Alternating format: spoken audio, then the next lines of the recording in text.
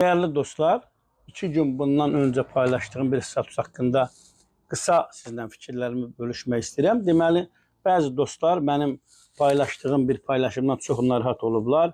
Mən orada qeyd eləmişəm ki, paylaşımdakı deməli bir nəfər, bir vətən müharibəsi iştirakçısı gedir Cəlilabad rayonunun Həzi Aslanovla rayonu birləşdirən körpünün aşağı hissəsindən bir dəmir qurğunu kəsir, satır. Yaxud satmaq istəyir. Onunla bağlı onu bir nəfər çəkir. Adam orada bildirir ki, mən Cəlilabad rayon icra hakimiyyətinin başçısı Rafiq Cəlilovdan icazə almışam. Mənim övladım xəstədir. Mən o metallomu satıb övladımı müalicə elətdirmək istəyirəm. Niyə? Niyə vətən müharibəsi iştirakçısı, yaxud qazi, yaxud digər həssas təbəqənin nümayəndəsi getməlidir övladının xəstəliyi ilə bağlı metallom satılmalıdır. Bundan qabaqki yayımlarda qazi bizə müraciət eləmişdi. Və icra hakimiyyətinin binasında başçının qəbulunda olur. Özünün qeyd elədiyinə görə ki, başçı buna bildirir ki, get helqabı yığ. Get putulka daşı. Niyə hörmətli Cəlilabad rayon icra hakimiyyətinin başçısı, Cəlilabad rayonundan təmsil olunan deputatlar, Cəlilabad rayonunun digər vəzifəli şəxsləri sizin ailə üzvlərinizdən biri niyə helqabı yığmır? Niyə onlar putulka daşımır ki, illaki qazi putulka daşımalıdır, helqabı yığmalıdır, metallom satmalıdır övladının xəstəliyindən ötəri, müalicəsindən ötəri. Mən bu məsələlər mənə çox pis təsir eləyir. Qardaş, mən orada yazıram amma birbaşa Rafiq Cəlilovun və Kərəm Həsənovun diqqətinə. 2006-cı ildən Cəlilabad rayonu hörmətli prezidentin köməkçisi, hörmətli Kərəm Həsənovun kurasiyasındadır. O Cəlilabad rayonunda heç bir məsələ Kərəm müəllimin izni olmadan, icazəsi olmadan təbii ki, bunu hər kəs bilir ki, həllini tapmır. Mən ona görə yazıram, Kərəm Həsənovun diqqətinə. Ona görə yazıram ki, birbaşa sizə aiddir o. Mən ona görə müraciət edirəm və heç kim də yanlış anlamasın.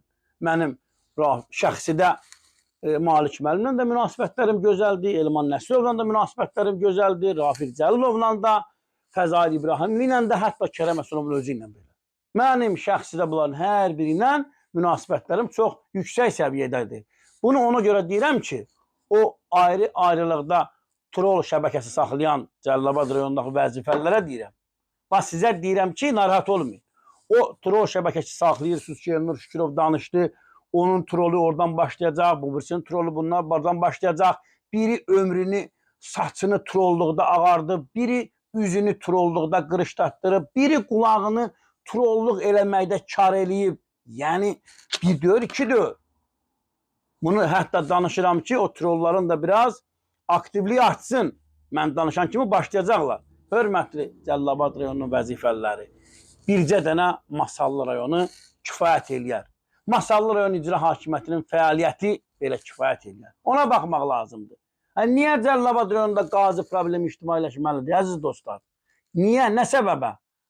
Oradan da bəzilər yazırlar ki, orada həssas təbəqənin problemidir. Onu çəkmişsiniz, o çəkib işıqlandıranı təhdid eləyirlər.